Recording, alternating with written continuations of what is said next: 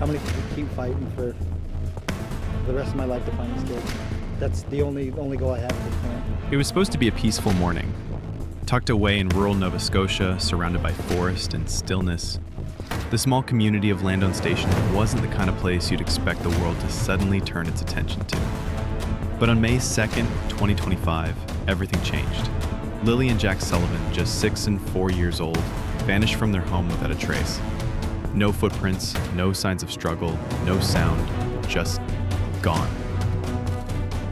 Their mother, Malia Brooks Murray, and her partner, Daniel Martell, said it was a typical morning. The kids were playing, their youngest, Meadow, only 16 months old, was with them in the bedroom. By all accounts, nothing seemed unusual, until the quiet crept in. According to their account, it was sometime around 8 a.m. when things changed. Malia thought she heard the children playing nearby. Daniel claimed Lily had come in and out of the room a few times. But suddenly, silence. That kind of silence that raises every hair on your body. The kind that doesn't feel calm, but wrong. They looked around the house. The sliding glass door was open. The children's boots were gone. So were Lily and Jack.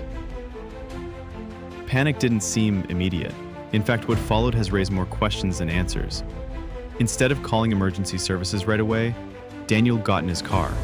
He started driving around the area, looking for the kids on his own.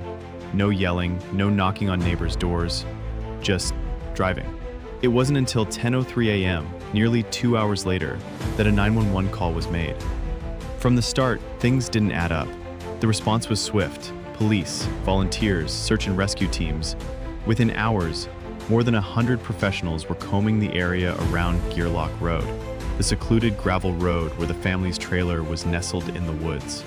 Helicopters flew overhead, drones scanned the treetops, dogs sniffed the underbrush, locals on ATVs covered every trail and ditch, and they found nothing. Not a scrap of fabric, not a broken toy, not even a clear set of footprints. Just one boot print, 300 meters from the home, small enough to belong to a child, but isolated. No trail leading to it, no follow-up prints leading away. The terrain was difficult, no doubt, but seasoned searchers were baffled. They always found something. This time, nothing. As the hours turned to days, public interest grew. National media picked up the story, online forums buzzed with speculation, TikTok exploded with amateur sleuths dissecting timelines and analyzing statements, and attention began to shift from the woods to the parents. Daniel gave interviews. He cried. He begged for the children's return. He described their personalities, shared memories, pleaded with the public not to judge. Malia, on the other hand, was barely visible. One interview, then silence. That silence became a focal point. People questioned her emotions, her expressions, even her words. Why would a mother speak as though her children were already gone? Why the past tense? Some called it trauma, others called it a red flag. Then came the shift.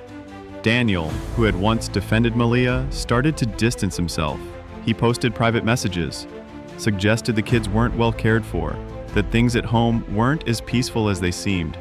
He claimed Malia had blocked him. He said he feared for Meadow's safety. The change came suddenly. After Malia's mother arrived on the scene, that was when Daniel's tone hardened, when his post became more pointed, when questions turned into quiet accusations. Theories began to swirl. Had something happened before May 2nd? The last confirmed sighting of Lily and Jack was April 29th, 4 days earlier. Malia said the kids were sick on May 1st, but no one saw them.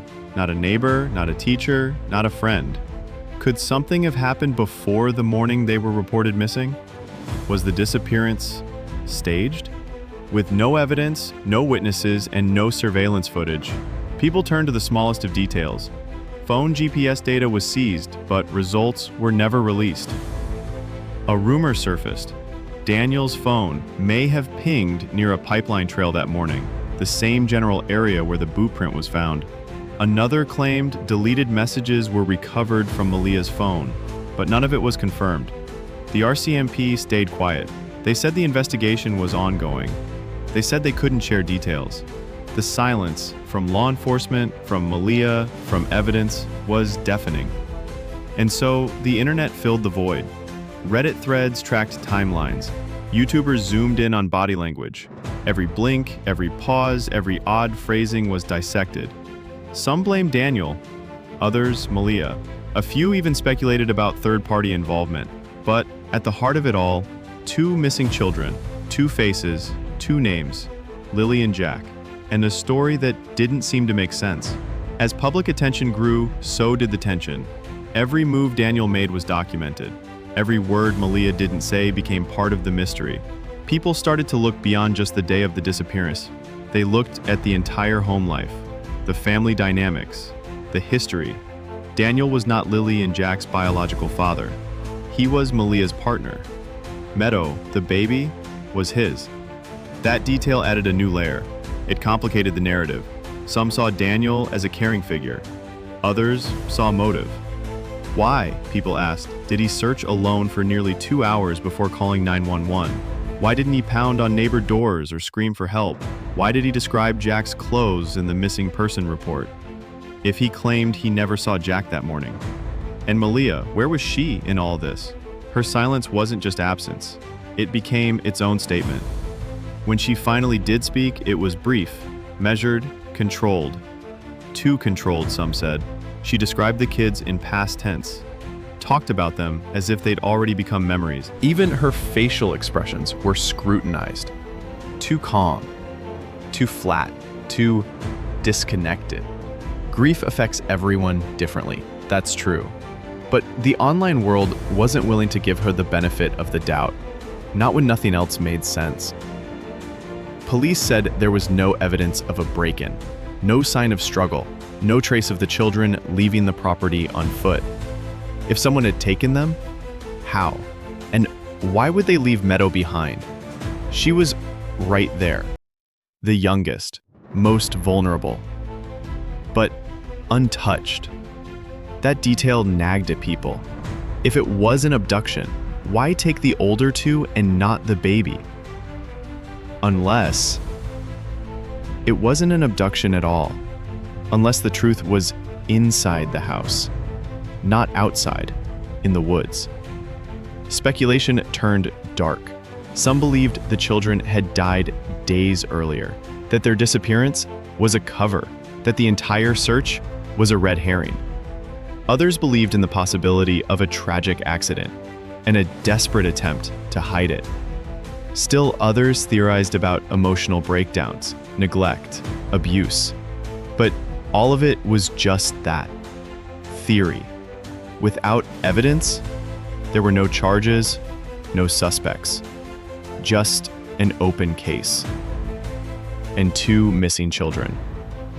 Daniel's public appeals continued, but they changed tone.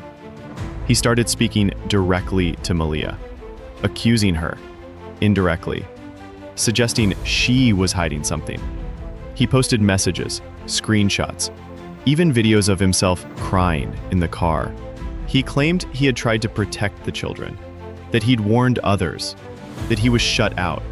And then he went quiet too. Not completely, but enough for people to notice. The storm had swallowed them both. Behind the scenes, the RCMP kept working. At least, that's what they said. But with no updates, no new press conferences, no arrests, hope began to fade. The community held vigils, tied ribbons around trees, lit candles. Their faces appeared on missing posters across the province, their names whispered in grocery store aisles and church pews. But still, no answers, nothing new, just the same bootprint, the same story, the same silence. Some online sleuths claimed to have spoken to neighbors. They said the trailer was often chaotic, that the kids were seen wandering alone before. One even claimed a neighbor heard yelling the night before the children disappeared. But again, none of it confirmed, none of it actionable. It became a case where the facts were frozen, where only opinions kept evolving. And in the absence of justice, people picked sides. Some stood by Daniel, some stood by Malia, others distrusted both. But through it all, two names stayed in everyone. No child, not even the most adventurous, travels far without a reason. Especially not through woods that thick, terrain that dangerous. Especially not both of them together. And yet the official story still leaned on that idea, that two small children slipped quietly out of their home and into the wilderness, unnoticed. But no scent trails, no shoe prints, no broken branches, no shredded clothing caught on thorns. It defied logic.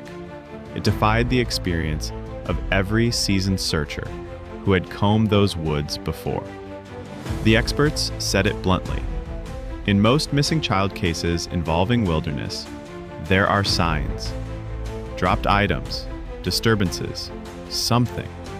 But with Lily and Jack, there was nothing, just that one boot print. That lonely, haunting boot print, found hundreds of meters from the house, directionless, disconnected, leading nowhere. The search eventually scaled back, not because they stopped caring, because there was nothing left to search. And as search teams packed up and media trucks pulled away, what was left behind was something heavier than grief. It was suspicion. The RCMP never publicly named suspects, but they also never cleared anyone. Not Daniel, not Malia, not anyone. They called the parents persons of interest only when pressed, and even then, they were careful with their words. The public wasn't as cautious. Accusations flew in comment sections. Rumors bloomed on Reddit threads. Internet detectives published timelines, dissected 911 call audio, even mapped out the property with satellite images. Every detail, no matter how small, became a clue. Every inconsistency a revelation. Why did the timeline shift in different retellings? Why did Daniel describe Jack's outfit if he hadn't seen him that morning? Why did Malia say she heard the children playing but never checked? Why was it 911 called immediately? Why did they wait? Theories multiplied. Some believed the children had died at home, accidentally, perhaps, and panic drove the cover-up. Others believed one parent was hiding the truth, and the other suspected but didn't know. A few darker theories emerged, ones involving intent. But all of them shared the same fuel: silence. Without new facts, speculation became the loudest voice in the room. Daniel's social media presence flickered in and out. Some days he was pleading, emotional, raw. Other days, cryptic, angry, accusatory. He began speaking more openly about Malia. He said she was unstable, that their home was unsafe, that he had tried to raise concerns. But again, no charges, no legal action, just words. And Malia, gone from public view. In another, he spoke of them in past tense, just like Malia had. It sent a chill through those who had followed the case since day one. Because the one thing that had remained constant, the belief that the children were alive, seemed to be slipping, even from the people who knew them best. Still, the RCMP insisted the case remained active.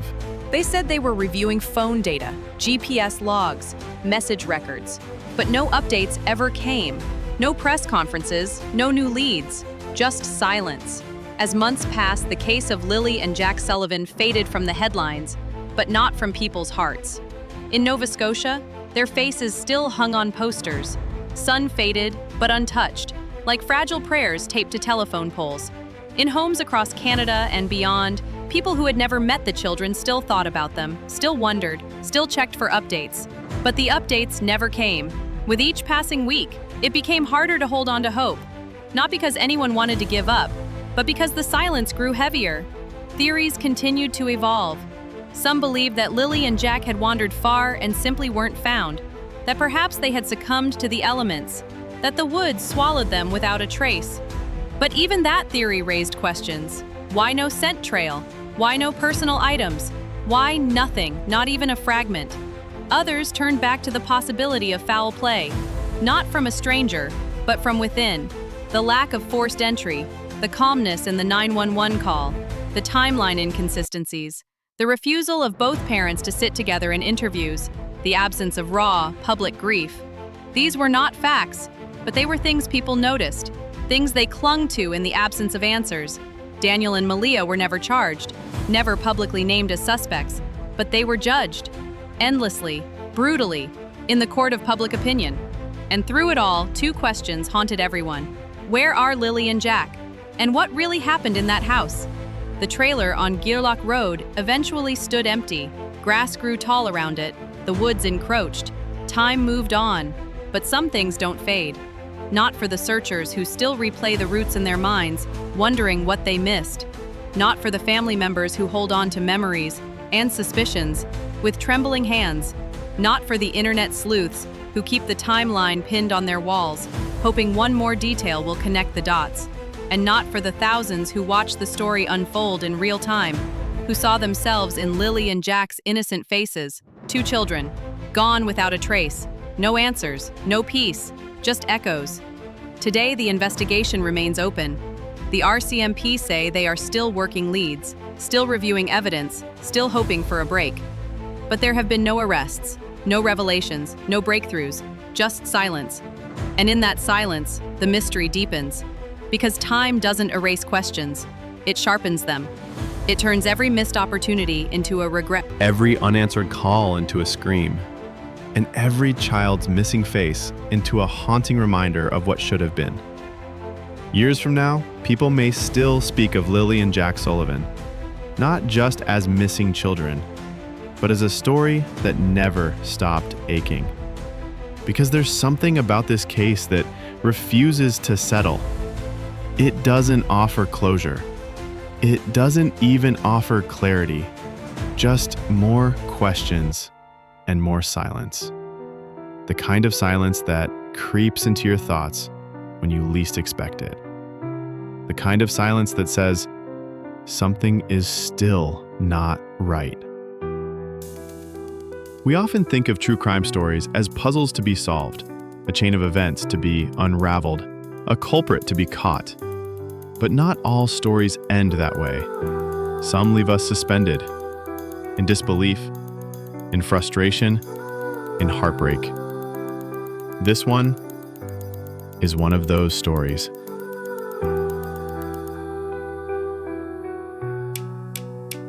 Lily was 6. Her laughter could fill a room. Her imagination, wild and untamed, turned rocks into treasure and forests into kingdoms.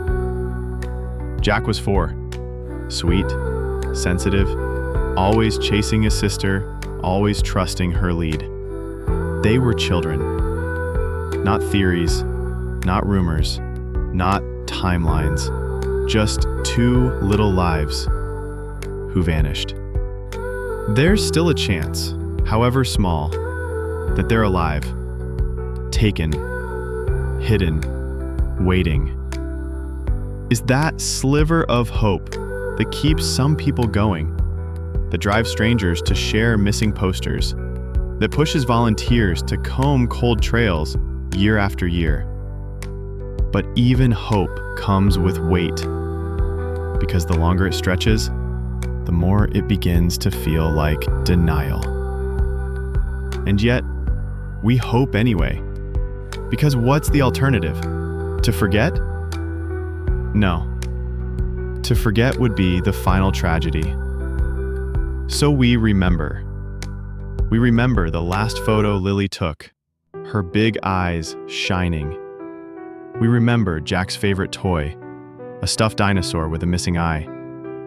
We remember the faces of two children who should be starting school, making friends, learning to ride bikes, staying up too late, whispering secrets under blankets. Instead, we remember them as they were, frozen in time. Unanswered questions have a way of poisoning everything around them. They don't just haunt the people directly involved. They ripple out into the community, into strangers watching from afar, into every parent who wonders if it could happen to them. Because if children can vanish like this, without a trace, without a sound, without an answer, then what is safe? What is real? And so, the story of Lily and Jack Sullivan becomes something bigger than one case. We remember. And we keep asking, where are Lily and Jack? What happened in that house? And who still holds the truth? If this story moved you, if their silence echoed inside you, please like, leave a comment, and subscribe to Factual Shadows. Your engagement helps keep these stories alive, and maybe one day helps uncover the truth. Because some stories deserve to be heard until they're resolved.